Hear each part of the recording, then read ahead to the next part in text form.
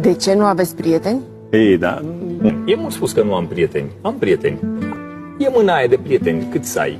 Adică, îți repet ce spuneam, prietenii sunt ca umbrele, apar când e soare. Când nu mai e soare, se duc. Sunt zile întregi în care telefonul nu-mi sună. Nu mai îmi sună. Din partea prietenilor, din partea oamenilor de televiziune. Asta nu înseamnă că oamenii ăia m-au uitat. Asta înseamnă doar că eu nu am ce să le ofer în zilele alea. Nu am eu ce să le dau. Și atunci ei nu mă mai sună. Cred că oamenii s-au restrâns mult în cercurile lor. Nu sunt un om cu foarte mulți prieteni în jur. Da, așa suntem toți. Dar nu înseamnă că nu i-am. Îi am. Ăia puțini și buni. Dar nu foarte, nu atât de apropiați. Singurii, reali, noi toți știm bine, sunt ăia cu care dormi în casă, e familia ta. Pe aia trebuie să contezi. În rest, umbre. E soare, îi vezi.